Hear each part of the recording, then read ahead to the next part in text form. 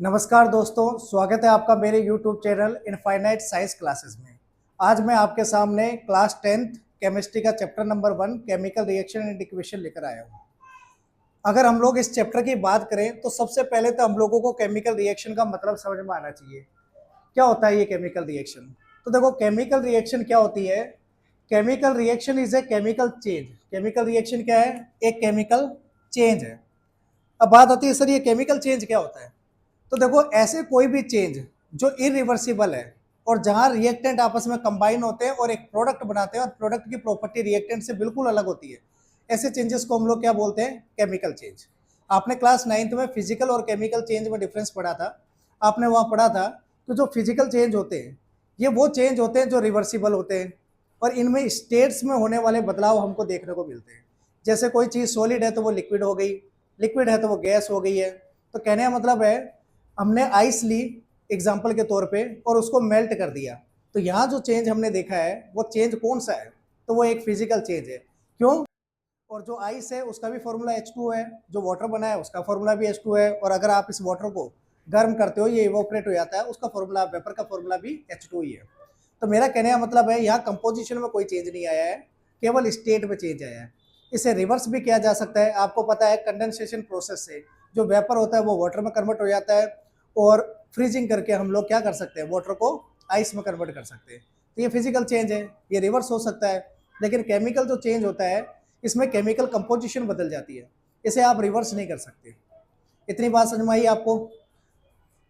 तो देखो, हमने क्या पढ़ा। मैंने बोला केमिकल रिएक्शन है वो एक केमिकल चेंज है जिसके अंदर जो केमिकल सब्सटेंसेस होते हैं वो आपस में रिएक्ट करते हैं एक दूसरे के साथ में और प्रोडक्ट की फॉर्मेशन करते हैं। जो प्रोडक्ट बनता है उसकी प्रॉपर्टी रिएक्टेंट से बिल्कुल अलग होती है। इतनी बात समझ में आई आपको? तो chemical reaction is a chemical change in which chemical substances react with each other and form product with new properties. अब मैं देखो इसको एक एग्जांपल से समझाता हूँ आपको। जैसे मान के चलो मेरे पास में हाइड्रोजन गैस है। अब हाइड्रोजन की रिएक्शन मैंने करवा दी ऑक्सीजन के साथ, इससे मुझे मिलता क्या है? वाटर। तो अगर हाइड्रोजन और ऑक्सीजन की रिएक्शन से वाटर बन रहा है तो आप चेक करो, हाइड्रोजन की प्रॉपर्टी की अगर मैं बात करूं, ऑक्सीजन की प्रॉपर्टी की बात करूं, तो ये दोनों के दोनों रिएक्टेंट है, इनकी प्रॉपर्टी बिल्कुल अलग होगी। किससे? वाटर से। हाइड्रोजन है, ये इसका कम्बशन पॉसिबल है, आप इसे जला सकते हो, ये एज ए फ्यूल आपके इस्तेमाल होता है। ऑक्सीजन की बात करें तो ये कम्बशन को सपोर्ट करता है, ऑक्सीजन की मदद से आप किसी भी फ्यूल को जला सकते हो। तो दोनों ही कहीं ना कहीं जलने में सपोर्ट करने वाले हैं या कोई जलता है। लेकिन वहीं अगर हम लोग वाटर की बात करें तो ये तो आग बुझाने के काम आ रहा है। तो आपको समझ आ गया होगा, यहाँ पर ये जो दो रिएक्टेंट है इनकी प्रॉपर्टी अलग है और इन दोनों रिएक्टेंट से जो ये प्रोडक्ट बना है इस प्रोडक्ट की प्रॉपर्टी बिल्कुल अलग है। तो यहाँ आपको एक केमिकल चेंज होता हुआ दिखा है, रिएक्टेंट से बिल्कुल अलग प्रॉपर्टी आई है प्रोडक्ट की, इसी वजह से हम लोग इसे क्या बोलेंगे? एक केमिकल रिएक्शन बोलेंगे। अब किसी भी केमिकल रिएक्शन को जब आप इस तरह से सिंबल की फॉर्म में रिप्रेजेंट करते हो तो हम लोग अभी आगे पढ़ेंगे, symbolic representation of a chemical reaction is called chemical equation. मेरे हिसाब से आपको इतनी सी बातें समझ आ गई होगी। अच्छा, केमिकल रिएक्शन में होता क्या है, यहाँ पर हम लोग नोटिस करते हैं कि एटम्स का रीअरेंजमेंट होता हुआ दिखता है। जैसे यहाँ हाइड्रोजन के 2 एटम है, ऑक्सीजन के 2 एटम है, ये आपस में रिएक्ट करें और यहाँ वाटर का एक मॉलिक्यूल बन गया। अगर हम लोग इस इक्वेशन को बैलेंस करें तो आपको पता चलेगा,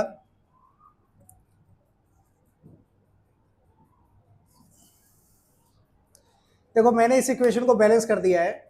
यहाँ पे आपको पता चल रहा है कि हाइड्रोजन के 4 एटम है और 2 एटम है ऑक्सीजन के, और इनकी रिएक्शन से 2 वाटर मॉलिक्यूल बनकर के तैयार हो गए। इतनी बात क्लियर होगी आपको? ठीक है। नेक्स्ट अगर मैं बात करूं तो केमिकल रिएक्शंस के कुछ एग्जांपल दिखे हैं मैंने। सबसे पहला आता है डाइजेशन ऑफ फूड। देखो, फूड का डाइजेशन ये भी एक तरह का केमिकल चेंज होता है। ऐसे ही अगर हम लोग बात करें रेस्पिरेशन की, तो रेस्पिरेशन भी एक तरह का केमिकल रिएक्शन ही होती है। रेस्पिरेशन के अंदर क्या होता है? ग्लूकोज का ब्रेकडाउन होता है। अब हो सकता है कि ऑक्सीजन की प्रेजेंस में ब्रेकडाउन हो सकता है ऑक्सीजन की एब्सेंस में ब्रेकडाउन हो। अगर ऑक्सीजन के प्रेजेंस में ब्रेकडाउन होता है तो इसे हम लोग एरोबिक रेस्पिरेशन बोलते हैं, ऑक्सीजन की एब्सेंस में होता है तो इसे एनाएरोबिक रेस्पिरेशन बोलते हैं। अब रेस्पिरेशन के दौरान क्या होता है? CO2 बनती है, H2O बनता है, एनर्जी बनती है। तो मेरा कहने का मतलब ये है कि रेस्पिरेशन जो प्रोसेस है ये भी एक केमिकल चेंज है, इसमें भी रिएक्टेंट से बिल्कुल अलग होती है प्रोडक्ट की प्रॉपर्टी। Burning of fuel. देखो, फ्यूल को अगर आप बर्न करते हो, जैसे मेरे पास में कोयला था, मैंने कोल को लिया और उस कोल को मैंने जला दिया, ऐसे में मेरे पास में क्या बना, कार्बन डाइऑक्साइड, और साथ ही साथ मुझे हीट और लाइट एनर्जी मिली। अब अगर मैं आपसे बात करूं तो कोल का जब मैंने कंबशन किया, मैंने उसे बर्न किया, कोयले को मैंने जलाया, तो ऐसे में मुझे कार्बन डाइऑक्साइड मिल रही है। अब कार्बन डाइऑक्साइड की बात की जाए तो उसकी बिल्कुल अलग प्रॉपर्टी होती है कार्बन से और ऑक्सीजन से। तो मेरे हिसाब से आपको समझ आ गया होगा, ये सारे के सारे आपके किसके एग्जाम्पल हो गए, केमिकल रिएक्शन के। नेक्स्ट आता है आपका, जैसे एक एग्जाम्पल दिया हुआ है रस्टिंग ऑफ आयरन। अब रस्टिंग ऑफ आयरन भी क्या है, केमिकल रिएक्शन है। यहाँ पर क्या होता है, तो यहाँ पर मेरे पास मान के चलो आयरन है, इस आयरन की रिएक्शन वाटर और ऑक्सीजन के साथ हो गई। वाटर और ऑक्सीजन को आप क्या बोल सकते हो, आप इसे मॉइस्चर बोल सकते हो। तो इस रिएक्शन के दौरान आपको क्या मिलता है, Fe2O3.XH2। ये किसका फॉर्मूला है, तो ये रस्ट का फॉर्मूला है। इतनी बात आपको समझ में आ गई। तो देखो आयरन है, जब उस मॉइस्चर के कांटेक्ट में आता है तो उसमें रस्टिंग हो जाती है, उसके ऊपर Fe2O3.XH2 की लेयर आ जाती है। तो ये भी एक केमिकल रिएक्शन है, एक केमिकल चेंज है। तो बहुत सारे ऐसे केमिकल रिएक्शन हो सकती है, केमिकल चेंज हो सकते हैं। बहुत सारी केमिकल रिएक्शन हमारी बॉडी के अंदर भी होती है, एक्सटर्नली हम लोग केमिस्ट्री के लैब के अंदर भी कई सारी केमिकल रिएक्शंस करते हैं। नेक्स्ट हमारा टॉपिक आता है केमिकल इक्वेशन। केमिकल इक्वेशन किसे कहा जाता है, तो जैसा कि मैंने आपको बताया, कोई भी केमिकल रिएक्शन है उसको अगर आप सिंबल की फॉर्म में लिख देते हो तो वो क्या कहलाती है, केमिकल इक्वेशन। यानी symbolic representation of a chemical reaction is called chemical equation. तो मैंने लिखा symbolic representation of a chemical reaction is called chemical equation. यानी किसी भी केमिकल रिएक्शन को अगर आप सिंबल की फॉर्म में लिख दोगे तो वो क्या कहलाएगी, केमिकल इक्वेशन कहलाएगी। जैसे मैंने अभी थोड़ी देर पहले बोला था कि when hydrogen react with oxygen then water is form. तो जो मैंने ये बात बताई आपको, ये असल में क्या है, केमिकल रिएक्शन है। और जब इसी केमिकल रिएक्शन को मैं बोर्ड के ऊपर सिंबल्स की फॉर्म में लिखूंगा तो ये क्या कहलाएगी, केमिकल इक्वेशन। जैसे मैथ में आप पढ़ते हो ना लीनियर इक्वेशन, तो लीनियर इक्वेशन में आप क्या करते हो, इक्वेशन का मतलब क्या होता है, इक्वेशन का मतलब होता है किसी चीज को इक्वलेट करना, बराबर बताना। तो जैसे वहां पर आप करते हो, आप लिखते हो x plus Y equal to 5। इसका मतलब आप कह रहे हो कि ये एक इक्वेशन है जिसमें x प्लस वाई का जो सम है वो किसके बराबर है, 5 के बराबर है।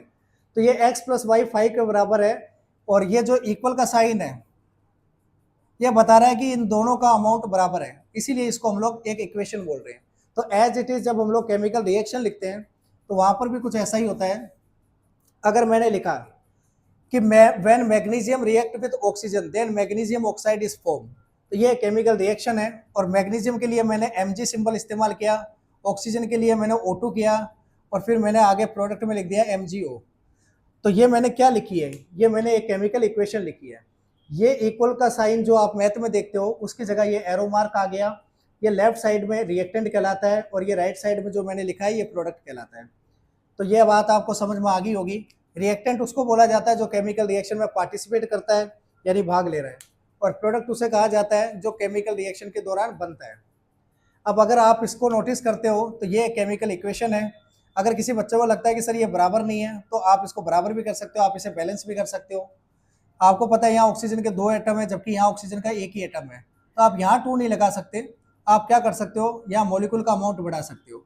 अब यहाँ 2 लगाने से मैग्नीशियम के 2 एटम हो गए, तो आप मैग्नीशियम के आगे भी 2 लगा दो। अब इसका मतलब ये हो गया कि मैग्नीशियम के 2 एटम ने ऑक्सीजन के एक मॉलिक्यूल के साथ में रिएक्शन करी, या मैं कह दूं मैग्नीशियम के 2 एटम ने ऑक्सीजन के 2 एटम्स के साथ रिएक्शन करी, और इससे मैग्नीशियम ऑक्साइड के 2 मॉलिक्यूल मुझे मिल गए। देखो जो ये आप यहाँ पर जो नंबर लिखते हो किसी भी एलिमेंट के सिंबल के नीचे लिखते हो, ये नंबर ऑफ एटम्स को रिप्रेजेंट करता है। और जो आप आगे की तरफ लिखते हो, जैसे आपने यहाँ पर लिख दिया, तो ये मॉलिक्यूल को रिप्रेजेंट करता है। तो 2 MgO का मतलब हो गया मैग्नीशियम ऑक्साइड के 2 मॉलिक्यूल है, और O2 का मतलब हो गया कि ऑक्सीजन के 2 एटम है, और इसके आगे कुछ नहीं लगा हुआ है, तो इसका मतलब यहाँ पे 1 है। तो कहने का मतलब है 2 ऑक्सीजन के एटम कंबाइन होके एक मॉलिक्यूल की फॉर्मेशन कर रहे हैं। मेरे हिसाब से आपको ये इतनी सी बातें समझ में आ गई होगी। अब देखो हमने क्या डेफिनेशन पढ़ी थी, सिंबॉलिक रिप्रेजेंटेशन। क्या आपको नहीं लगता ये सिंबल लिखे मैंने, जो भी एलिमेंट थे उनके एटम्स के मैंने यहाँ पे सिंबल लिख दिए। साथ में ये देखो ये दोनों आपस में रिएक्ट कर रहे हैं, तो मैंने प्लस का साइन लगाया। इन दोनों के रिएक्शन से ये जो बना है इसकी तरफ मैंने एरो का मार्क कर दिया। तो इस तरह से जब हम लोग सिंबल की फॉर्म में रिप्रेजेंट कर देते हैं तो ये केमिकल इक्वेशन कहलाती है।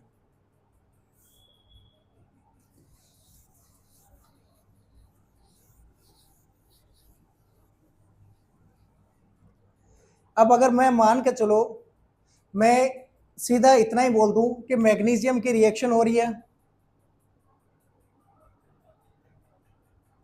ऑक्सीजन के साथ, रिएक्शन हो रही है और इससे मैग्नीशियम ऑक्साइड बन रहा है, तो ये जो रिप्रेजेंटेशन है इसे बोला जाता है वर्ड इक्वेशन। तो ये वर्ड इक्वेशन कहलाएगी। और अगर मैंने इनके सिंबल लिख दिए तो ये केमिकल इक्वेशन कहलाएगी। इतनी बात आपको समझ आ गई होगी। तो देखो, इस तरह से रिप्रेजेंट अगर आप करते हो तो इसे आप वर्ड इक्वेशन बोलते हो, और जब ऐसे इनके सिंबल इस्तेमाल करते हो तो आप इसको केमिकल इक्वेशन बोलते हो। अब नेक्स्ट आपका टॉपिक आता है कि कोई भी केमिकल रिएक्शन हुई है, अब आपको कैसे पता चलेगा कि केमिकल रिएक्शन हुई है? तो कौन सी ऐसी ऑब्जर्वेशंस होती है जिनके आधार पर हमें पता चलता है कि केमिकल रिएक्शन हुई है? तो मैं कुछ ऑब्जर्वेशंस आपको बताता हूं जिनके थ्रू हमको पता चलेगा कि केमिकल रिएक्शन यहाँ पे हो रही है।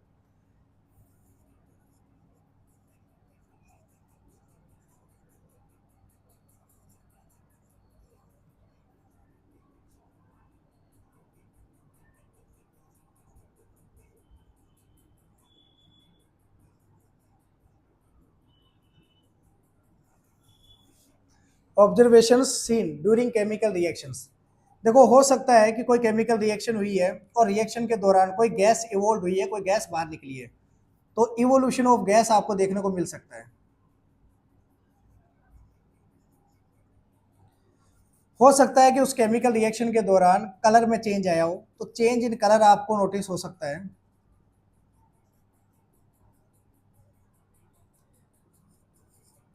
प्रेसिपिटेट की फॉर्मेशन भी हो सकती है किसी केमिकल रिएक्शन के दौरान, हो सकता है कोई प्रेसिपिटेट बना हो।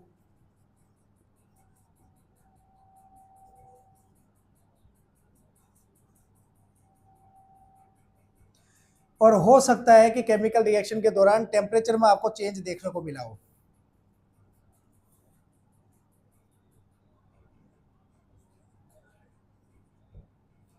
तो मेरा कहने का मतलब है, आपको केमिकल रिएक्शन के दौरान कोई गैस निकलती हुई नोटिस हो सकती है। आपको हो सकता है कि कोई कलर चेंज हो गया, आपने रिएक्टेंट जो लिया था उसका कलर कुछ और था और जब आपको प्रोडक्ट मिला उसका कलर कुछ और है। हो सकता है कि कोई प्रेसिपिटेट केमिकल रिएक्शन के दौरान बन गया हो, और हो सकता है कि टेम्परेचर में आपको बदलाव देखने को मिला हो।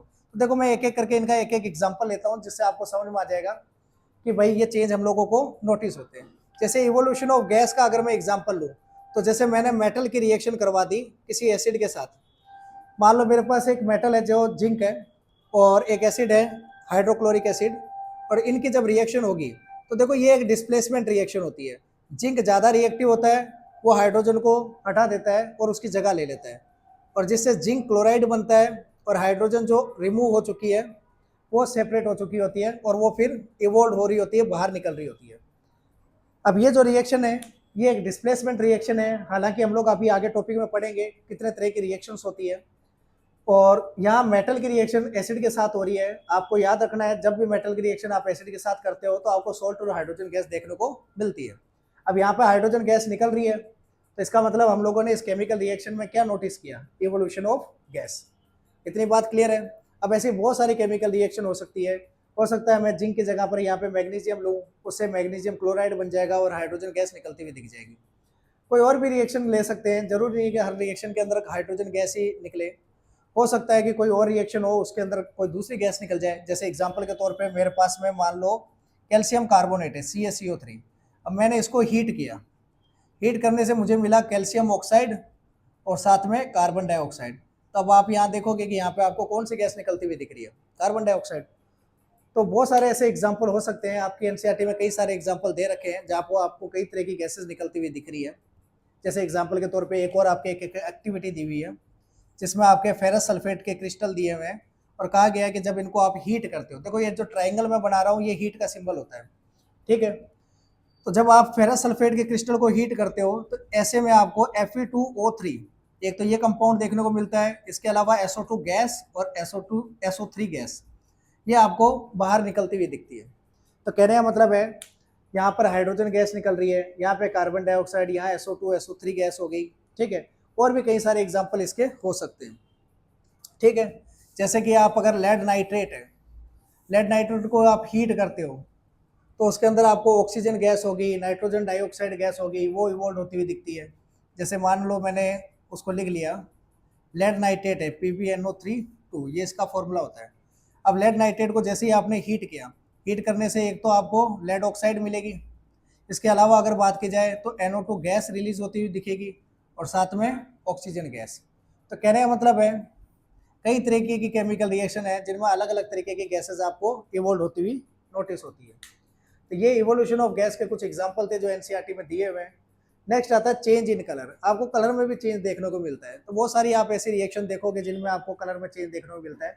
जैसे एनसीईआरटी के अंदर एक एक्टिविटी दे रखी है जिसमें आयरन नेल है, इनको रिएक्ट करवाया गया है कॉपर सल्फेट के साथ और बताया गया है कि जो कॉपर सल्फेट है इसका जो कलर होता है वो डार्क ब्लू होता है और आयरन नेल है ये मान के चलो सिल्वरी कलर की है। जैसे इनकी रिएक्शन हुई तो कंपाउंड जो बनेगा वो बनेगा FeSO4 और जो कॉपर है वो सेपरेट हो जाएगा। भाई जो आपकी आयरन है ये ज़्यादा रिएक्टिव है किसके मुकाबले, कॉपर के। ये भी सेम डिस्प्लेसमेंट रिएक्शन होएगी, आयरन जाएगा कॉपर को हटा देगा और आयरन कॉपर की जगह ले लेगा, जिससे FeSO4 बन जाएगा और ये जो कॉपर है ये हट करके अलग हो जाएगा। अब इससे क्या होगा, इससे जो कॉपर सल्फेट का जो सोल्यूशन है वो फेड हो जाएगा, उसका कलर डार्क ब्लू से लाइट ब्लू हो जाएगा और जो आयरन नेल है उस पर FeSO4 की डिपोजिशन हो जाएगी जिसकी वजह से आयरन नेल का खुद का जो कलर है वो रेडिश ब्राउन हो जाएगा। तो ऐसे बहुत सारे एग्जाम्पल आपके एनसीईआरटी में भरे हुए हैं। नेक्स्ट आती है प्रेसिपिटेशन रिएक्शन। अब प्रेसिपिटेशन रिएक्शन में क्या होता है, यहाँ कोई रिएक्शन होगी केमिकल रिएक्शन और रिएक्शन के दौरान आपको एक इनसोल्युबल सब्सटेंस बना हुआ नोटिस होगा, उस इनसोल्युबल सब्सटेंस को हम लोग प्रेसिपिटेट बोलते हैं।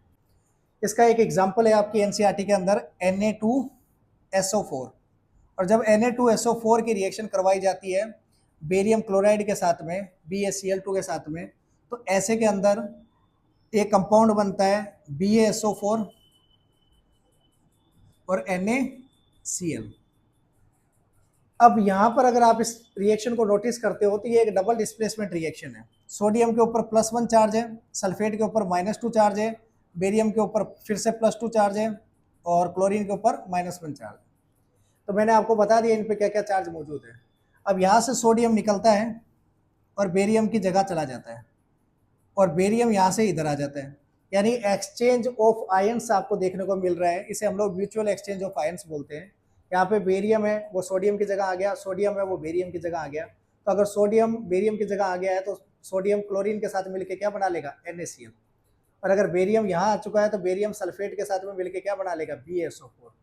अब इस रिएक्शन के दौरान आप ये नोटिस करोगे कि सोडियम के 2 एटम है, सोडियम का एक एटम एक इलेक्ट्रॉन डोनेट करता है। अब सल्फेट की बात की जाए तो वो 2 इलेक्ट्रॉन लेना चाहता है। आपको पता है जिस पे नेगेटिव चार्ज होता है वो इलेक्ट्रॉन लेता है और जिस पे पॉजिटिव चार्ज होता है वो इलेक्ट्रॉन को डोनेट करता है। तो सोडियम एक इलेक्ट्रॉन डोनेट करता है, लेकिन सोडियम के 2 एटम है तो दोनों ने एक एक इलेक्ट्रॉन डोनेट किया, यानी टोटल कितने इलेक्ट्रॉन डोनेट कर दिए, 2।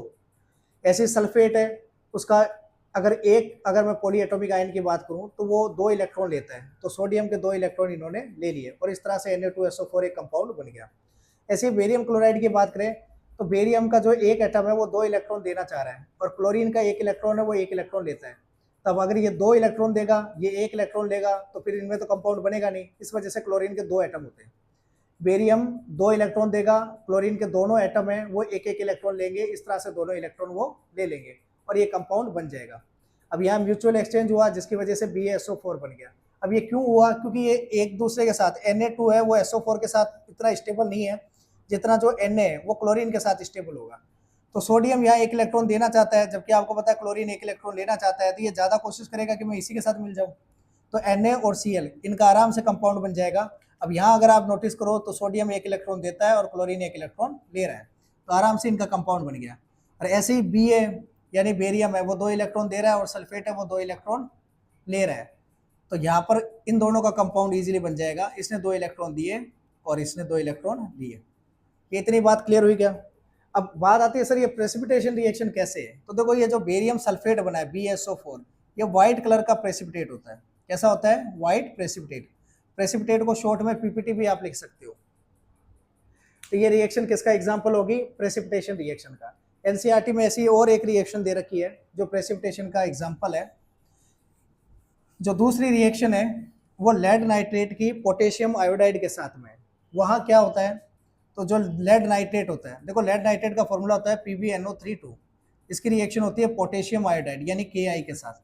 और जब ये रिएक्शन होती है तो इस रिएक्शन के दौरान क्या होता है, तो म्यूचुअल एक्सचेंज आपको देखने को मिलता है आयंस का। Pb है वो यहाँ चला जाता है और जो K यानी पोटेशियम है वो यहाँ आ जाता है। इससे Pb और I मिलकर के बना लेगा PbI2 और जो K है वो NO3 के साथ मिलकर के बना लेगा KNO3। अब यहाँ जो ये PbI2 बना है ये येलो कलर का प्रेसिपिटेट होता है। कैसा प्रेसिपिटेट होता है, येलो कलर का। ये इतनी बात आपने नोटिस करी। तो देखो दो मैंने एग्जांपल दिए, दोनों एनसीईआरटी के एग्जांपल दिए हैं और दोनों के अंदर मैंने बताया आपको प्रेसिपिटेट की फॉर्मेशन होती है। क्या होता है ये प्रेसिपिटेट, तो मैंने अभी आपको बताया इनसोल्यूबल सब्सटेंस, यानी रिएक्शन के दौरान कोई ऐसी चीज बन रही है जो अच्छे से डिजोल्व नहीं हो रही, घुल रही नहीं है, इनसोल्यूबल है, तो वो क्या कहलाएगा, precipitate. I hope you understand. Next आता है चेंज इन टेम्परेचर। देखो चेंज इन टेम्परेचर की अगर आधार पे हम लोग बात करें तो दो टाइप की आप केमिकल रिएक्शन आगे पढ़ोगे भी। एक होती है एंडोथर्मिक रिएक्शन, एक होती है एक्सोथर्मिक रिएक्शन। एंडोथर्मिक रिएक्शन का मतलब क्या होता है, जहां पर आप हीट देते हो किसी केमिकल रिएक्शन को करने के लिए। और एक्सोथर्मिक रिएक्शन में क्या होता है, जहां पे हीट प्रोड्यूस हो रही है। तो अगर मैं एग्जाम्पल के तौर पर बात करूं तो मान लो मैंने कैल्शियम ऑक्साइड लिया। क्या लिया, कैल्शियम ऑक्साइड। कैल्शियम ऑक्साइड का नाम है क्विकलाइम, ये इसका कॉमन नेम है। क्विकलाइम भी बोल सकते हो, लाइम भी बोल सकते हो, एक ही बात है, ठीक है। जैसे इस कैल्शियम ऑक्साइड को मैंने वाटर के अंदर डिसोल्व किया, यानी इस चूने को मैंने क्या किया, पानी में घोला। देखो हिंदी में इसे चूना बोला जाता है कैल्शियम ऑक्साइड को। तो जैसे ही मैंने इसको घोला तो एक कंपाउंड बनता है कैल्शियम हाइड्रोक्साइड और साथ में कुछ अमाउंट में हीट निकलती है।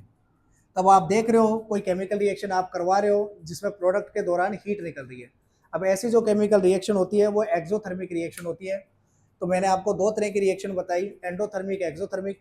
एंडोथर्मिक में हम लोग हीट देते हैं और एक्सोथर्मिक में हीट निकलती है। और यहाँ हम लोग चेंज इन टेम्परेचर की बात कर रहे हैं। तो आपको सोच के देखो जिस कंटेनर में ये रिएक्शन हुई होगी, मान के चलो मैंने ये एक बर्तन लिया, एक बाल्टी ली। इस बाल्टी के अंदर मैंने क्या किया, कैल्शियम ऑक्साइड डाला और साथ में पानी डाल दिया। अब ऐसे के अंदर इसमें क्या होगा, तो कैल्शियम हाइड्रोक्साइड बनेगा और साथ में हीट जनरेट होगी। उस हीट की वजह से ये जो बाल्टी है ये गर्म हो जाएगी। इतनी बात समझ में आई आपको। तो क्या यहाँ पर आपको इस कंटेनर में चेंज इन टेम्परेचर नोटिस हुआ, है ना। ऐसे ही आप जब एसिड बेस की रिएक्शन करते हो तो वो भी आपके एक तरह से एक्सोथर्मिक रिएक्शन होती है। मेटल की रिएक्शन एसिड के साथ करते हो वह भी एक्सोथर्मिक रिएक्शन होती है। तो कई सारी एक्सोथर्मिक रिएक्शन होती है जिनमें हीट निकलती है। आगे हम लोग एंडोथर्मिक एक्सोथर्मिक को और डिटेल में पढ़ेंगे, अभी के लिए इतना ही, ठीक है। इसके बाद अगर हम लोग आगे बढ़े तो नेक्स्ट टॉपिक आता है आपका कि कोई भी केमिकल रिएक्शन है उसको पहली बात रिप्रेजेंट कैसे करते हैं, ठीक है। दूसरी बात, किसी भी केमिकल रिएक्शन को जब आप इक्वेशन की फॉर्म में लिख सकते हो तो उस लिखने के दौरान आप उसको कैसे ज़्यादा से ज़्यादा इन्फॉर्मेटिव बना सकते हो, यानी उस इक्वेशन को देखते हुए सामने वाले को उसके बारे में सारी जानकारी मिल जाए। तो देखो कुछ तरीके होते हैं जिनके थ्रू हम लोग इस रिएक्शन को लिखते हैं। सबसे पहले अगर हम लोग बात करें कि किसी भी रिएक्शन को इन्फॉर्मेटिव अगर आप बनाना चाह रहे हो तो देखो पहले तो मैं इधर ऊपर हेडिंग डाल देता हूँ, how to make a chemical equation more informative, more informative. आप कैसे किसी केमिकल इक्वेशन को बहुत ज़्यादा इन्फॉर्मेटिव बना सकते हो। तो देखो इसके लिए हम लोग क्या करेंगे, पहली बात, आप रिएक्टेंट को हमेशा कहाँ लिखो, लेफ्ट हैंड साइड में। तो always right reactants in left hand side. दूसरी बात, प्रोडक्ट को आपको हमेशा कहाँ लिखना है, प्रोडक्ट को हमेशा आपको राइट हैंड साइड में लिखना है, ठीक है। तो always right product in right hand side. तीसरी बात आपको ये ध्यान रखनी है कि आपको सिंबल का इस्तेमाल करना है, use symbols of atoms of an element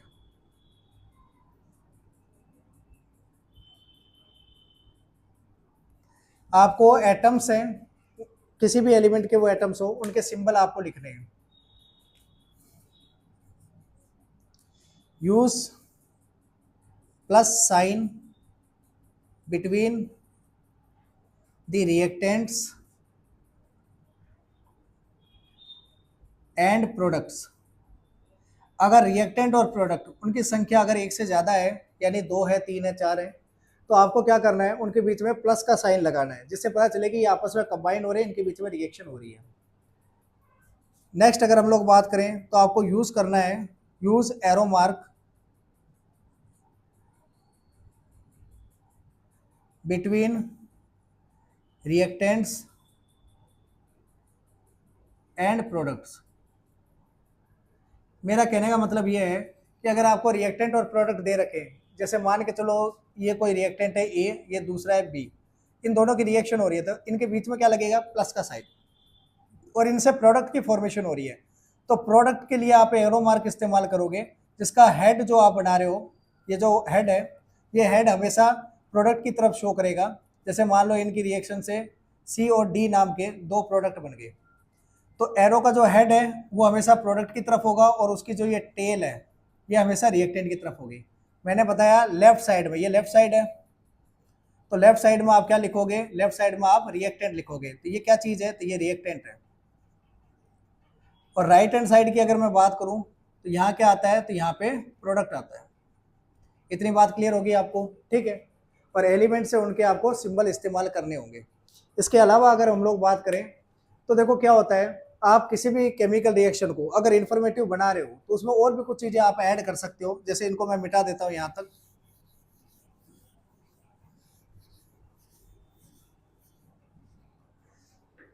आप क्या कर सकते हो, तो देखो आप उसमें जो एरो हेड है उसके ऊपर जो भी कैटलिस्ट है, कैटलिस्ट का नाम आप डाल सकते हो, कैटलिस्ट है इसको इंडिकेट कर सकते हो। इसके अलावा साइट ऑफ केमिकल रिएक्शन,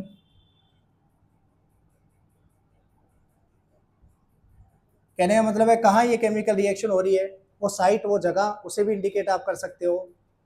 इसके अलावा किस टेम्परेचर पे ये रिएक्शन हो रही है, किस प्रेशर पे ये रिएक्शन हो रही है, इन सब को आप एरो का जो हेड है, एरो जो मार्क आपने लगाया है, इसके ऊपर या नीचे आप इसको इंडिकेट कर सकते हो। तो कई सारी आपको अपनी एनसीईआरटी के अंदर रिएक्शन मिल जाएगी, जिसमें जो एरो है उसके ऊपर आपको या तो टेम्परेचर या प्रेशर या कैटलिस्ट के नाम, ये सब चीज़ें आपको देखने को मिलेगी। जैसे आप जब फोटोसिंथेसिस रिएक्शन पढ़ते हो तो आपको पता है कि ये जो एरो होता है इसके नीचे आपको क्लोरोफिल पिगमेंट देखने को मिलता है।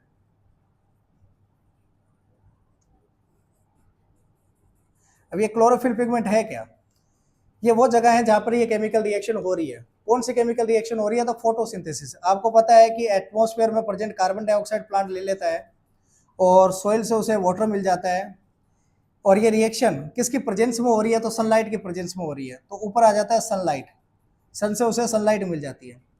और इस दौरान जब कार्बन डाइऑक्साइड की वाटर के साथ रिएक्शन होती है तो ग्लूकोज की फॉर्मेशन होती है, साथ में कुछ अमाउंट में ऑक्सीजन गैस बनती है और वाटर की फॉर्मेशन होती है।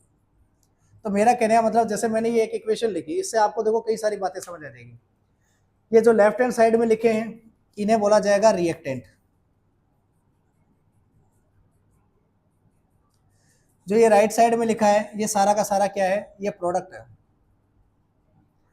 और इन रिएक्टेंट के बीच में मैंने प्लस का साइन लगाया है, इसका मतलब ये आपस में रिएक्ट करते हैं। ऐसे ही प्रोडक्ट के बीच में प्लस का साइन लगाया है, इसका मतलब ये है कि ये चीज़ें अलग अलग सेपरेटली बनी है। तो ये 3 तरह के प्रोडक्ट यहाँ पे आपको बने हुए नजर आ रहे हैं, और 2 रिएक्टेंट आपस में रिएक्ट होते हुए नजर आ रहे हैं। और ये जो एरो मैंने बनाया है इसमें ऊपर की तरफ मैंने सनलाइट लिखा है, तो सनलाइट का मतलब हो गया कि ये रिएक्शन किसकी प्रेजेंस में हो रही है। और नीचे मैंने क्लोरोफिल पिगमेंट लिखा है, तो इसका मतलब मैं साइट की बात कर रहा हूँ, कौन सी जगह ये रिएक्शन हो रही है। आपको पता है ये जो क्लोरोफिल पिगमेंट होते हैं, ये प्लांट की जो लीफ है उसमें जो क्लोरोप्लास्ट पाए जाते हैं, उन क्लोरोप्लास्ट के अंदर ये क्लोरोफिल पिगमेंट होते हैं, तो उस जगह पर ये रिएक्शन हो रही है, तो इसको आप इंडिकेट कर सकते हो। अब देखो नेक्स्ट बात आती है कैटलिस्ट, सर ये क्या होते हैं, तो क्या ऐसे केमिकल सब्सटेंस होते हैं या ऐसे एलिमेंट के एटम होते हैं जो केमिकल रिएक्शन की स्पीड को इंक्रीज करते हैं विदाउट पार्टिसिपेटिंग। ये पार्टिसिपेट नहीं करते, खुद उसमें पार्टिसिपेट नहीं करेंगे, बस उसकी रिएक्शन की स्पीड को बढ़ा देंगे, उन्हें हम लोग क्या बोलेंगे, कैटलिस्ट। ठीक है। अब कई रिएक्शन में आप प्रेशर भी नोटिस करोगे, वहाँ प्रेशर लिख रखा होगा, कहीं पर टेम्परेचर लिख रखा होगा। अच्छा, कुछ जो सिंबल्स होते हैं जैसे आप क्या कर सकते हो किसी केमिकल रिएक्शन को इन्फॉर्मेटिव बनाने के लिए, आप जो रिएक्टेंट है वो किस स्टेट में है वो स्टेट लिख सकते हो या प्रोडक्ट की स्टेट लिख सकते हो। तो अगर मान लो आपको रिएक्टेंट या प्रोडक्ट है वो सॉलिड स्टेट में दिया गया है तो आप सिंबल एस इस्तेमाल कर सकते हो। लिक्विड स्टेट में अगर आपका रिएक्टेंट या प्रोडक्ट है तो आप उसके लिए एल सिंबल इस्तेमाल कर सकते हो। गैसियस स्टेट में अगर आपका रिएक्टेंट या प्रोडक्ट है तो जी सिंबल आप इस्तेमाल कर सकते हो। और एक्वस स्टेट में है तो इसके लिए आप ए क्यू सिंबल इस्तेमाल कर सकते हो। एक्वस क्या होता है, तो जब कोई केमिकल सब्सटेंस वाटर में डिसॉल्व होता है तो उस स्टेट को हम लोग एक्वस स्टेट बोलते हैं। तो आपको समझ आ गया, सॉलिड के लिए सिंबल इस्तेमाल होगा एस, लिक्विड के लिए एल, गैस के लिए जी और एक्वस के लिए ए क्यू। और अगर प्रेसिपिटेट की फॉर्मेशन हो रही है तो उसके लिए आप क्या कर सकते हो, आप पीपीटी लिख सकते हो। तो ये चीज़ आपको ध्यान रखनी है। और क्या सिंबल आप इस्तेमाल कर सकते हो, अगर कहीं पे हीट की बात हो रही है तो हीट के लिए आप जो सिंबल है वो ट्राइंगल का इस्तेमाल कर सकते हो। ये ट्राइंगल का जो सिंबल है ये हीट को रिप्रेजेंट करता है। तो कुछ छोटे मोटे सिंबल हैं, इनका ध्यान रखते हुए आप किसी भी केमिकल रिएक्शन को मोर इन्फॉर्मेटिव बना सकते हो। तो मेरे हिसाब से आपको ये इतना जितना मैंने समझाया उतना समझ में आ गया होगा। अगर फिर भी किसी को नहीं आया तो इस वीडियो को 2-3 बार आप देख लीजिए, आपको बिल्कुल क्लियर हो जाएगा। नेक्स्ट अगर हम लोग बात करें तो अगला टॉपिक आता है कि types of chemical reaction, chemical reaction कितने प्रकार की होती है।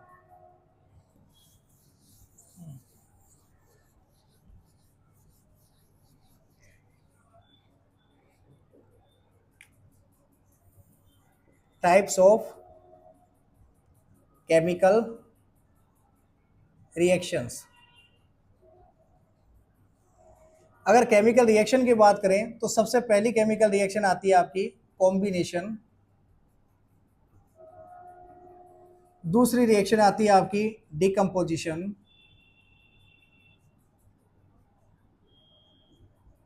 थर्ड आती है आपकी डिस्प्लेसमेंट।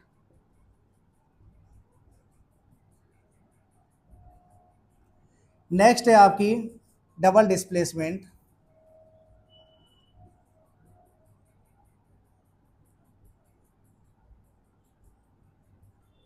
उसके बाद आती है आपकी रेडॉक्स रिएक्शन। अब देखो जो डिकम्पोजिशन रिएक्शन होती है ये 3 प्रकार से होती है। यानी कहने का मतलब है कोई बड़ा आपके पास में रिएक्टेंट होगा, एक बड़ा आपके पास में कंपाउंड होगा, उसको जब तोड़ा जाएगा तो 3 तरीके से तोड़ा जा सकता है उसे। या तो इलेक्ट्रिसिटी देकर के तोड़ा जा सकता है, अगर ये डिकम्पोजिशन इलेक्ट्रिकल एनर्जी देकर के किया जा रहा है तो इस डिकम्पोजिशन रिएक्शन को बोला जाता है इलेक्ट्रोलाइटिक डिकम्पोजिशन, या फिर आप इसको इलेक्ट्रोलाइसिस भी बोल सकते हो, इलेक्ट्रोलाइसिस डिकम्पोजिशन रिएक्शन। और अगर मान के चलो आपने इसे लाइट एनर्जी देकर के तोड़ दिया तो इसे फोटोलाइटिक या फोटोलाइसिस, फोटोलाइटिक या फिर आप इसे फोटोलाइसिस डिकम्पोजिशन रिएक्शन बोल सकते हो।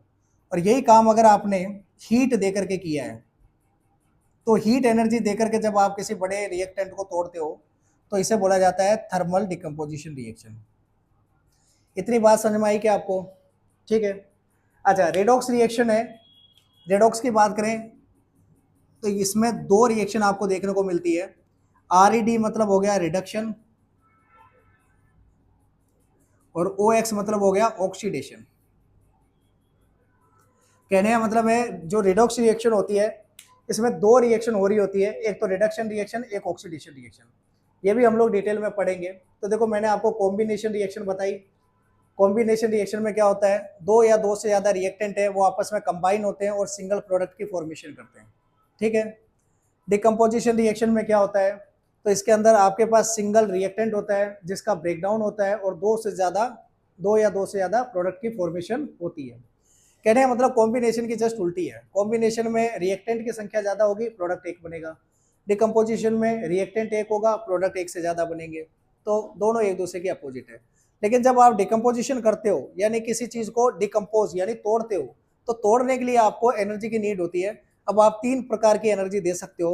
अगर आपने किसी बड़े कंपाउंड यानी रिएक्टेंट को तोड़ने के लिए इलेक्ट्रिसिटी का इस्तेमाल किया है यानी उसे इलेक्ट्रिकल एनर्जी दी है तो ऐसे में वो जो डिकम्पोजिशन रिएक्शन होगी उसे इलेक्ट्रोलाइटिक या इलेक्ट्रोलाइसिस डिकम्पोजिशन बोलेंगे।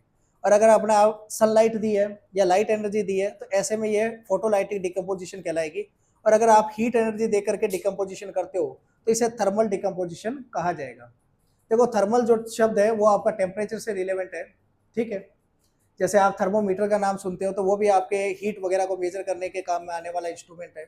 इसके अलावा अगर हम लोग बात करें तो जैसे आप 11th क्लास में थर्मोडाइनमिक्स करके आप एक चैप्टर पढ़ोगे केमिस्ट्री के अंदर, तो देखो थर्मल शब्द है वो कहीं ना कहीं आपके टेम्परेचर से, है ना, या मैं कह दूँ हीट एनर्जी से रिलेवेंट है। इतनी बात क्लियर हुई आपको। डिस्प्लेसमेंट रिएक्शन में क्या होता है, तो देखो इसमें जो हाईली रिएक्टिव एलिमेंट होता है वो लेस रिएक्टिव एलिमेंट को हटा देता है उसके कंपाउंड से, ठीक है। इसे हम लोग क्या बोलते हैं, डिस्प्लेसमेंट रिएक्शन। इसके लिए आपको पहले रिएक्टिविटी सीरीज याद करनी पड़ेगी। डबल डिस्प्लेसमेंट रिएक्शन में क्या होता है, तो यहाँ पर आपको म्यूचुअल एक्सचेंज देखने को मिलता है आयंस का। रेडॉक्स रिएक्शन में मैंने बता दिया आपको, इस रिएक्शन के अंदर आपको ऑक्सीडेशन और रिडक्शन दो काम एक साथ में होते हुए दिख रहे हैं, ठीक है। ऐसी केमिकल रिएक्शन जिसमें रिडक्शन और ऑक्सीडेशन दोनों साइमल्टेनियसली हो जाए उसे क्या बोलेंगे, रेडॉक्स रिएक्शन बोलेंगे, ठीक है। अब हम लोग इनको एक एक करके पढ़ते हैं।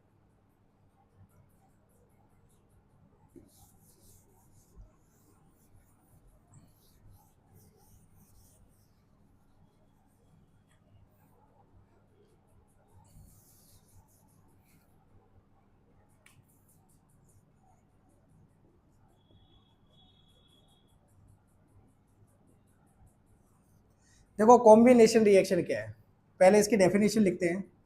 That chemical reaction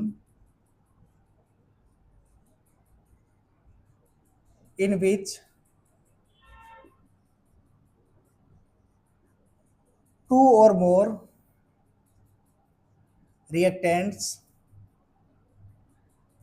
combine to form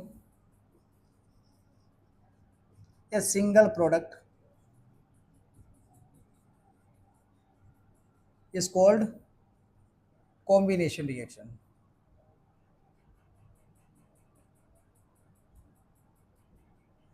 इतनी बात समझ में आई आपको। देखो क्या है कॉम्बिनेशन, नाम से पता चल रहा है कंबाइन होना, कोई चीज कंबाइन हो रही है, जुड़ रही है ना। कॉम्बिनेशन मतलब कंबाइन। तो ऐसे केमिकल रिएक्शन है ना जिसके अंदर दो या दो से ज्यादा रिएक्टेंट, रिएक्टेंट वो होते हैं जो केमिकल रिएक्शन में पार्टिसिपेट करते हैं और प्रोडक्ट वो होते हैं जो केमिकल रिएक्शन के दौरान बनते हैं, ठीक है। तो ऐसी केमिकल रिएक्शन जिसके अंदर दो या दो से ज्यादा रिएक्टेंट है वो आपस में कंबाइन करेंगे यानी जुड़ेंगे और जुड़ करके सिंगल प्रोडक्ट की फॉर्मेशन करेंगे। तो देखो आपको एक चीज समझ में आ गई होगी कि रिएक्टेंट की संख्या कितनी भी हो सकती है, दो हो सकते हैं, दो से ज्यादा भी हो सकते हैं। तो जैसे मान के चलो ये दो रिएक्टेंट है ए और बी, ये दोनों आपस में रिएक्ट करें और इन्होंने एक कंपाउंड बना दिया जिसका नाम क्या है, सी। तो ये जो सी जो बना है ये सिंगल प्रोडक्ट है, ठीक है। तो प्रोडक्ट हमेशा आपका एक होगा, रिएक्टेंट कितने भी हो सकते हैं। जैसे हो सकता है कि मान लो ए बी डी ये तीन जने मिल करके इन्होंने सी नाम का एक प्रोडक्ट बना दिया, एक कंपाउंड बना दिया, ठीक है। अब मैं इसको देखो एग्जांपल से समझाता हूँ आपको। मान लो मैंने कोयला लिया, यानी कि मैंने कोल लिया, इस कोल का मैंने कंबशन किया यानी उसको मैंने जलाया। तो जब मैंने उसको जलाया तो मुझे क्या मिला, कार्बन डाइऑक्साइड मिली, ठीक है, हीट और लाइट मिली। तो देखो मैंने कोल का क्या किया है, कंबशन। जब भी आप किसी चीज को जलाते हो इसका मतलब आप उसकी रिएक्शन ऑक्सीजन के साथ करने जा रहे हो। तो केमिस्ट्री में जहाँ कहीं पे भी आपको बर्निंग शब्द मिल जाए कि आपने उसको बर्न किया, उसका कंबशन किया, इसका मतलब आप क्या कर रहे हो, ऑक्सीजन के साथ उसकी रिएक्शन कर रहे हो। तो जब मैंने कोल की ऑक्सीजन के साथ रिएक्शन करी तो मुझे CO2 मिला, हीट मिली और लाइट मिली। अब हीट और लाइट ये तो एनर्जी है, ये तो कोई प्रोडक्ट है नहीं। प्रोडक्ट के तौर पे मेरे पास एक ही है जो है कार्बन डाइऑक्साइड। तो देखो रिएक्टेंट दो हो गए जबकि प्रोडक्ट एक है, तो ये कैसी रिएक्शन होगी, ये कॉम्बिनेशन रिएक्शन होगी। इतनी बात आपको क्लियर है, ठीक है। अब इसके अलावा आप और भी एग्जांपल दे सकते हो। जैसे मान लो मेरे पास में मीथेन गैस थी CH4, अगर इसका भी मैं कंबशन करता हूँ, इसको भी मैं जलाता हूँ तो मुझे क्या मिलेगा, तो मुझे CO2 मिलेगा, मुझे H2O मिलेगा और वही हीट और लाइट मिलेगी, हीट और लाइट।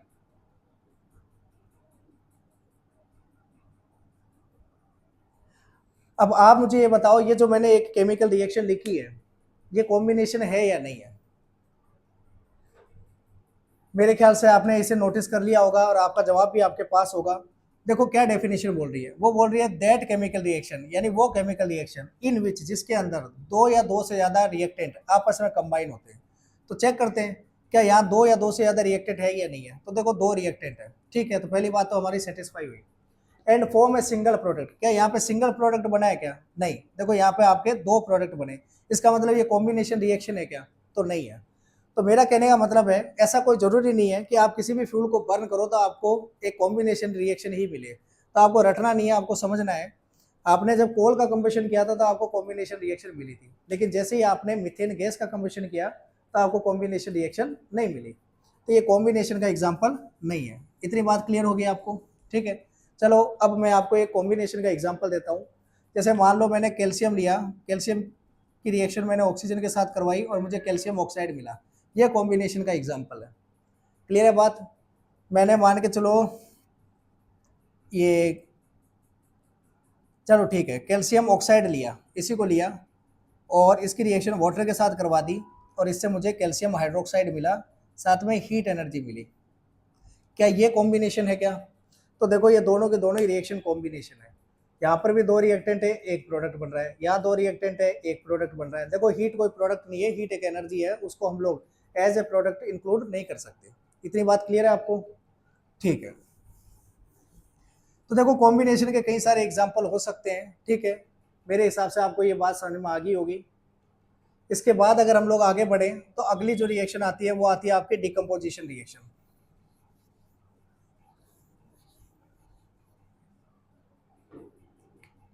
नेक्स्ट रिएक्शन है आपकी डिकम्पोजिशन रिएक्शन। क्या होता है डिकम्पोजिशन रिएक्शन? तो देखो मैं इसकी डेफिनेशन लिखता हूं, that chemical reaction in which single reactant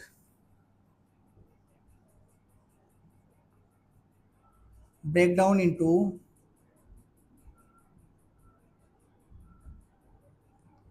two or more products is called decomposition reaction।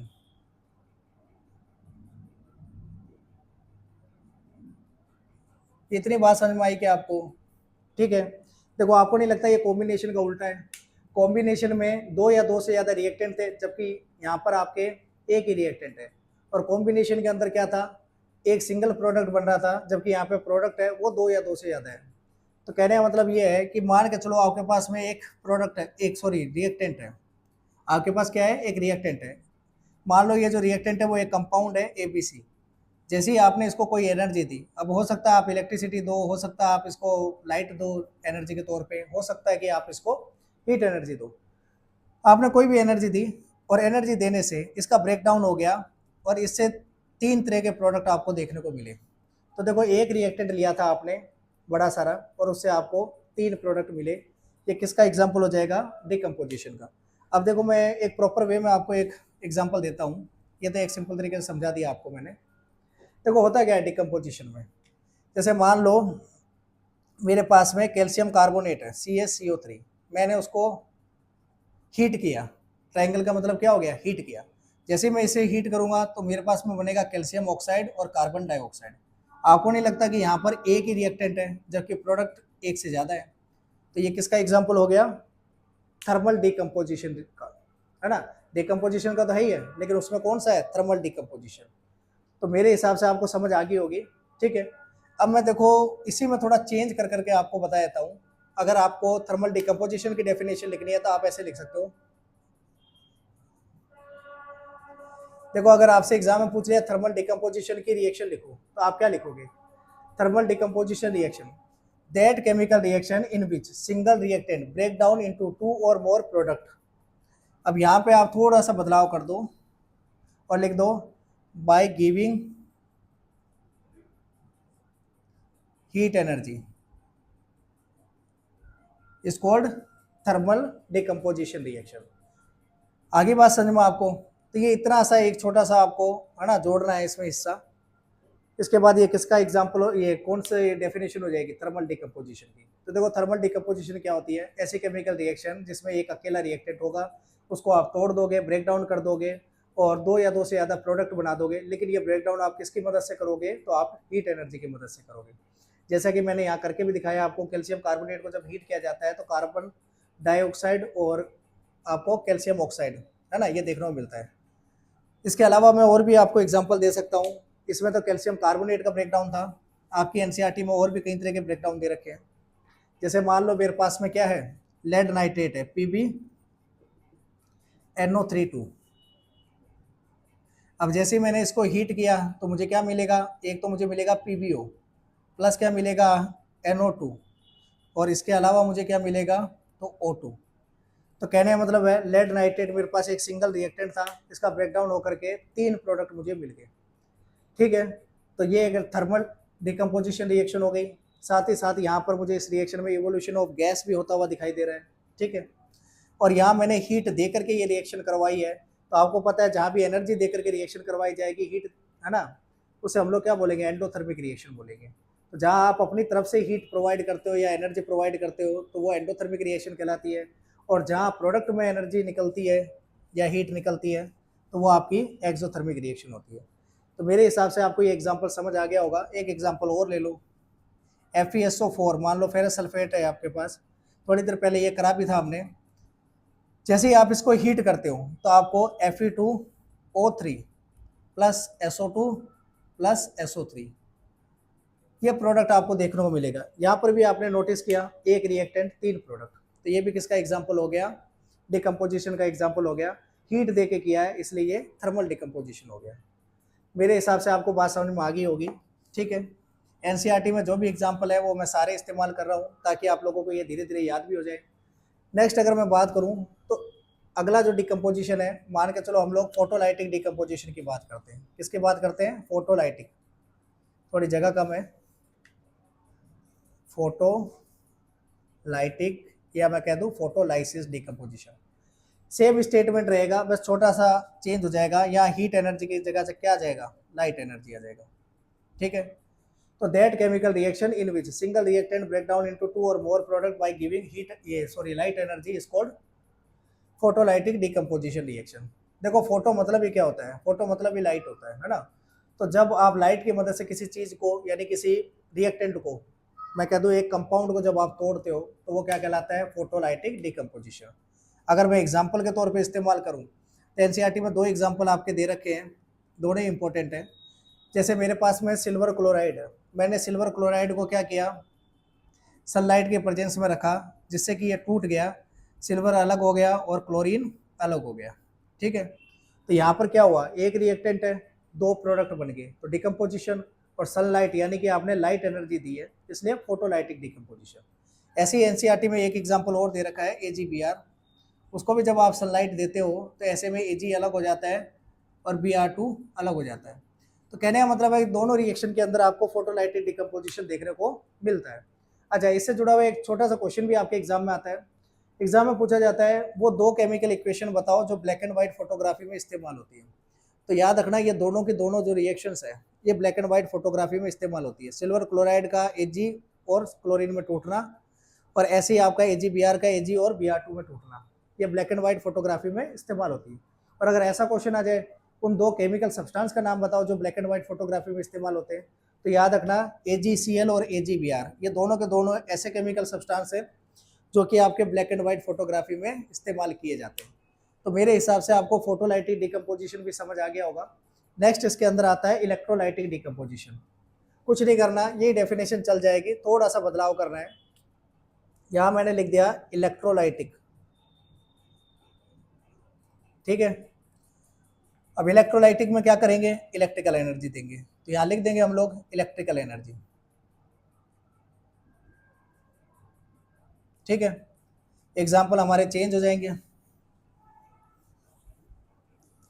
पहले डेफिनेशन समझ लो, दैट केमिकल रिएक्शन यानी ऐसी केमिकल रिएक्शन इन विच जिसके अंदर सिंगल रिएक्टेंट यानी रिएक्टेंट आपका एक ही होगा, ब्रेक डाउन होगा 2 और मोर प्रोडक्ट में, यानी कि 2 या 2 से ज़्यादा प्रोडक्ट बनेंगे, बाय गिविंग इलेक्ट्रिकल एनर्जी, यानी आप क्या देने वाले हो, इलेक्ट्रिकल एनर्जी।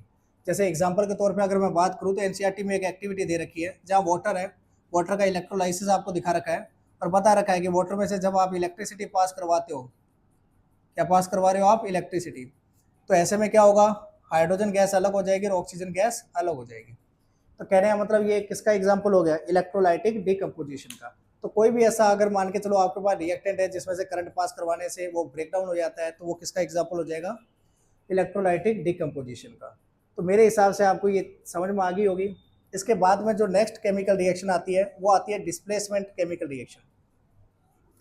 देखो डिस्प्लेसमेंट को समझने से पहले आपको रिएक्टिविटी समझनी पड़ेगी, क्योंकि उसके आधार पे ही ये रिएक्शन आपको समझ में आएगी। तो सबसे पहले मैं यहाँ पर आपके रिएक्टिविटी सीरीज लिख देता हूँ, इसे मिटा देते हैं हम लोग पहले। देखो रिएक्टिविटी सीरीज की अगर बात की जाए, पहले आप इसे समझ लो।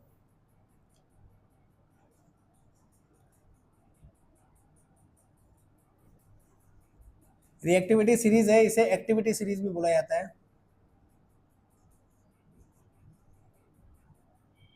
अब देखो रिएक्टिविटी सीरीज में सबसे ऊपर कौन सा एलिमेंट आएगा, देखो मैं इसको सीक्वेंस वाइज लिख देता हूँ, इसकी ट्रिक भी चलती है, आप चाहे तो ट्रिक भी याद कर लो, बाकी मेरे हिसाब से तो डायरेक्ट ही याद कर लो, इतने गिने चुने नाम है। K, N A, C M G, A L, Z N, F E, P B, H, C U, H G, A G, A U. देखो हो सकता है इतना नीचे का आपको नहीं दिख रहा होगा, मैं वर्बली बोल देता हूँ, K, N A, C M G, A L, Z N, F E, P B, H, C U, H G, A G, A U. अब देखो ऊपर से नीचे की तरफ जब आप आते हो तो रिएक्टिविटी है वो डिक्रीज होती है। तो मैं यहाँ साइड में लिख रहा हूँ top to bottom reactivity of an element is decreases. यानी ऊपर से नीचे आने पे जो भी एलिमेंट आपको दे रखे हैं, जनरली इसमें आप नोटिस करोगे कि लगभग सारे के सारे मेटल्स ही है, बस ये हाइड्रोजन है, ये आपका नॉन मेटल है, और तो सारे आपको यहाँ मेटल ही दिखेंगे। तो टॉप से बॉटम में जब आप आते हो तो ये जो मेटल्स है इनकी जो रिएक्टिविटी है वो डिक्रीज होती है, ठीक है। और नीचे से ऊपर जाते हो तो रिएक्टिविटी इंक्रीज होती है। क्या होता है ये रिएक्टिविटी, देखो रिएक्टिविटी का मतलब कि ये जो एलिमेंट है ये कितने रिएक्टिव है, कितने तेज है रिएक्शन करने के लिए। आई बात समझ में आपको। तो जो ऊपर वाले होते हैं ये हाईली रिएक्टिव होते हैं, बहुत जल्दी रिएक्शन में पार्टिसिपेट करते हैं। और जैसे जैसे आप नीचे जाओगे तो इनकी जो रिएक्टिविटी है या इनकी जो एक्टिवनेस है, जैसे आप इसको क्या बोल रहे हो, एक्टिविटी सीरीज, तो कौन सा एलिमेंट कितना ज़्यादा एक्टिव है। तो कहने का मतलब है ऊपर से नीचे आप जाओगे तो आपको एक्टिविटी कम देखने को मिलेगी, या मैं कह दूँ रिएक्टिविटी कम देखने को मिलेगी। ऊपर वाले हैं वो ज़्यादा एक्टिव है, वो केमिकल रिएक्शन में तेज़ी से पार्टिसिपेट करेंगे, नीचे वाले हैं वो कम एक्टिव है। इतनी बात समझ में आई। अच्छा ये जो आपके एलिमेंट के जो मैंने सिंबल लिखे हैं इनके नाम भी आप सुन लो। के का मतलब होता है पोटेशियम, के किसका सिंबल है, पोटेशियम का। ये पोटेशियम हो गया, ये आपका सोडियम हो गया, ये आपका कैल्शियम हो गया, ये आपका मैग्नीशियम हो गया, ये आपका एल्युमिनियम हो गया, ये आपका जिंक हो गया, ये आयरन, पीबी मतलब लेड हो गया, एच मतलब हाइड्रोजन हो गया, ठीक है। सी यू किसका सिंबल होता है, कॉपर का। एच जी होता है मरकरी का। मरकरी के लिए याद रखना, मरकरी आपका ऐसा मेटल है जो लिक्विड स्टेट में पाया जाता है। ए जी सिंबल होता है सिल्वर का, और ए यू सिंबल होता है गोल्ड का, ठीक है। एक बार मैं रिपीट भी कर देता हूँ, पोटेशियम का सिंबल के, सोडियम का Na, कैल्शियम का Ca, मैग्नीशियम का Mg, एल्युमिनियम का Al, जिंक का Zn, आयरन का Fe, लेड का Pb, हाइड्रोजन का H, कॉपर का Cu, मरकरी का Hg, सिल्वर का Ag और गोल्ड का Au। इसके नीचे भी आता है आपके प्लेटिनम वगैरह, और भी बीच में कई सारे आप कोई रेफरेंस बुक पढ़ते हो जैसे दिनेश वगैरह की आती है, उनमें दो चार नाम और आपको एक्स्ट्रा मिल जाएंगे, लेकिन उतनी आपको जाने की जरूरत नहीं है। आप इतना याद कर लोगे वही बहुत है, क्योंकि जनरली इसके अंदर जो आपको एलिमेंट दिखा रखे हैं, या मैं कह दूँ जो मेटल्स आपको दिखा रखे हैं, वो सारे के सारे वही मेटल है जो जनरली आपकी डेली लाइफ में यूज होते हैं, और आप कहीं ना कहीं इनकी रिएक्शंस पढ़ते हो, ठीक है। ऐसे तो देखा जाए तो आपके 118 एलिमेंट है, तो सारे तो हमने नहीं लिख दिए यहाँ, ठीक है। यहाँ केवल वही लिखे हैं जो काम किया, ठीक है। तो आपको इतना दिमाग नहीं लगाना है कि सर बाकी एलिमेंट कहाँ आएंगे या कौन सा एलिमेंट किसके बीच में आएगा, तो आप उतना मत याद रखो, आप तो इतना याद रख लो बोर्ड में आपके इतना ही पूछा जाएगा, ठीक है। ये चीज़ें समझ में आ गई कि आपको। अब देखो इसको थोड़ा समझो, जैसे मान लो कोई केमिकल रिएक्शन हो रही है ना। पहले मैं आपको एग्जांपल समझा देता हूँ, डेफिनेशन बाद में दे दूंगा। जैसे मान लो मैंने कोई रिएक्शन लिखी, जिंक की रिएक्शन लिखी मैंने HCl के साथ में, अभी थोड़ी देर पहले लिखी भी थी। तो आप देखो जिंक कहाँ आ रहा है इस रिएक्टिविटी सीरीज के अंदर, जिंक यहाँ पर है, ये रहा जिंक। और HCl में जो हाइड्रोजन है ना, HCl में जो हाइड्रोजन है वो यहाँ पर है। तो कहने का मतलब ये है कि जो जिंक है वो ऊपर है और हाइड्रोजन है वो नीचे है। तो जिंक ज़्यादा रिएक्टिव है, हाइड्रोजन कम रिएक्टिव है। तो जिंक अगर ज़्यादा रिएक्टिव है तो हाइड्रोजन को हटा देगा, तो जिंक जाएगा हाइड्रोजन को हटा देगा। अब अगर जिंक यहाँ गया, हाइड्रोजन हट गई, तो जिंक और क्लोरीन मिलकर क्या बना लेंगे, ZnCl2 यानी जिंक क्लोराइड। और जो हाइड्रोजन है वो हट चुकी है, वो अपनी अलग हो गई है। तो ये जो मैंने मेटल की रिएक्शन एसिड के साथ करी, इसमें ये मेटल है, ये एसिड है। तो मेटल और एसिड की रिएक्शन से सोल्ट और हाइड्रोजन गैस बनी। तो इस रिएक्शन में क्या हुआ, ये जो हाईली रिएक्टिव एलिमेंट था जिंक, इसने क्या किया, हाइड्रोजन को हटा दिया और जिंक क्लोराइड की फॉर्मेशन हो गई। ठीक है, ये इतनी बात समझ में आई आपको। तो देखो डिस्प्लेसमेंट रिएक्शन होती क्या है, ऐसी केमिकल रिएक्शन जिसमें highly reactive element less reactive element को उसके कंपाउंड से, या मैं कह दूं सोल्ट सॉल्यूशन से, है ना, उसको हटा देता है। हालांकि ये सोल्ट सॉल्यूशन नहीं है, ये आपका एक एसिड है। ठीक है, आई बात समझ में। तो आप तो इसको ऐसे ही याद रखो, जब कोई आपका एलिमेंट है जो कि ज्यादा रिएक्टिव है, वो कम रिएक्टिव एलिमेंट को उसके कंपाउंड से हटा देता है, तो इसे क्या बोलते हैं हम लोग, डिस्प्लेसमेंट रिएक्शन बोलते हैं। ठीक है, आपको समझ में आ गई होगी। अगर ये रिएक्टिविटी सीरीज आपने नोट डाउन कर ली है तो मैं इसे मिटा देता हूँ। देखो नोट्स साथ साथ में बनाते रहो आप। नोट्स अगर बनाओगे तो इजीली याद रहेगा, वरना भूल जाओगे। सेशन जब तक खत्म होएगा जब तक तो आधी चीजें साफ हो चुकी होगी। टीचर आगे से आगे नए नए चैप्टर पढ़ाते रहेंगे, पीछे वाले आप भूलते रहोगे। ठीक है, तो मैं आपको डिस्प्लेसमेंट रिएक्शन की डेफिनेशन लिख देता हूं। देखो क्या होता है डिस्प्लेसमेंट रिएक्शन, नाम से ही पता चल रहा है, डिस्प्लेस करना है ना, किसी को हटा देना उसकी जगह से, उसका विस्थापन कर देना। ठीक है, तो डिस्प्लेसमेंट रिएक्शन में क्या होगा, that chemical reaction in which highly reactive element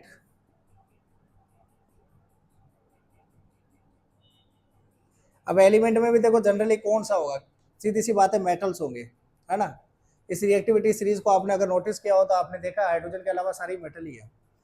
तो that chemical reaction in which highly reactive metal, या फिर आप एलिमेंट लिख सकते हो, डिस्प्लेसेस, डिस्प्लेसेस मतलब हटा देना, डिस्प्लेसेस द लेस रिएक्टिव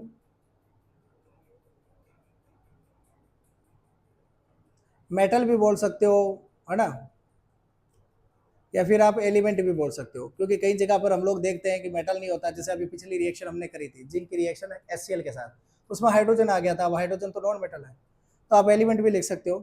तो that chemical reaction in which highly reactive element displaces the less reactive element from its compound,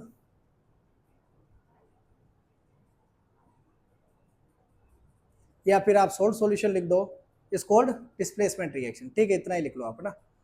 ऐसी केमिकल रिएक्शन जिसमें ज़्यादा रिएक्टिव एलिमेंट क्या करता है, लेस रिएक्टिव एलिमेंट को उसके कंपाउंड से या उसके सोल्ट सॉल्यूशन से हटा देता है, उसे क्या बोलते हैं, डिस्प्लेसमेंट रिएक्शन। जैसे एग्जांपल के तौर पे अगर मैं बात करूं तो मैंने मान के चलो रिएक्शन करवा दी, सोडियम की रिएक्शन करवाई।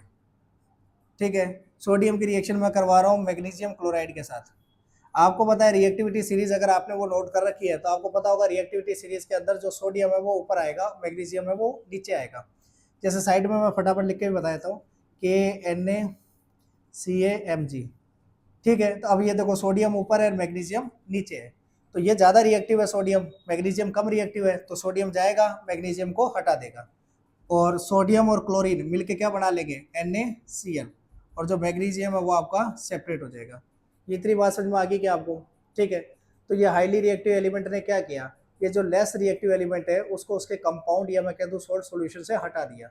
ऐसी केमिकल रिएक्शन को क्या बोलोगे आप, डिस्प्लेसमेंट रिएक्शन बोलोगे। इतनी बात क्लियर होगी आपको।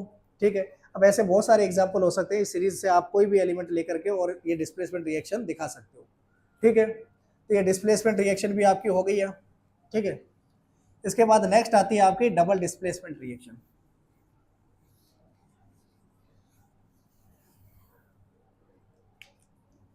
डबल डिस्प्लेसमेंट रिएक्शन क्या होती है, ये डबल डिस्प्लेसमेंट रिएक्शन। तो देखो that chemical reaction in which mutual exchange of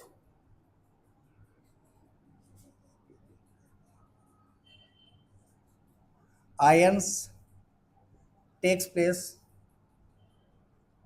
is called double displacement reaction. ठीक है, अब इस कोड आगे आप लगा लेना। ठीक है, ऐसी केमिकल रिएक्शन जिसके अंदर म्यूचुअल एक्सचेंज ऑफ आयंस आपको देखने को मिलता है, इसे क्या बोलते हैं? Double displacement reaction. अभी थोड़ी देर पहले अगर आपको याद हो तो मैंने आपको प्रेसिपिटेशन रिएक्शन के दौरान एक एग्जांपल दिया था। मैंने सोडियम सल्फेट की रिएक्शन यानी Na2SO4 की रिएक्शन करवाई थी बेरियम क्लोराइड के साथ।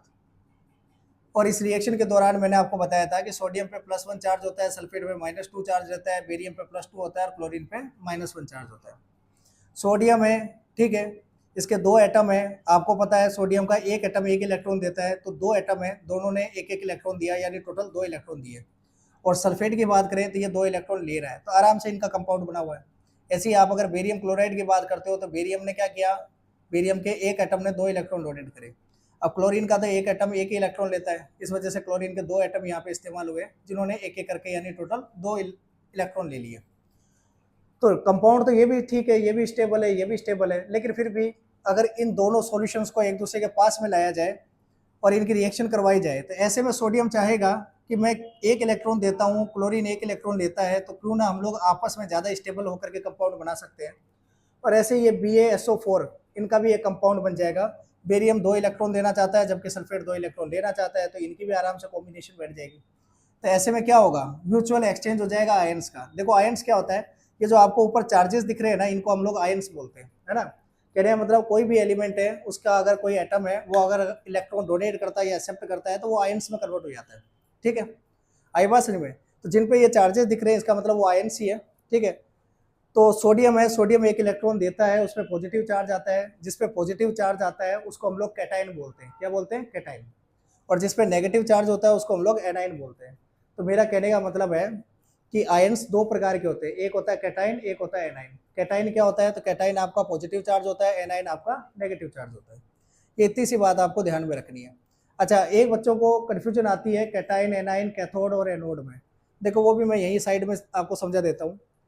देखो आयन की अगर बात करें तो आयन 2 प्रकार के मैंने बताया आपको, एक होता है कैटाइन, एक होता है आपका एनाइन।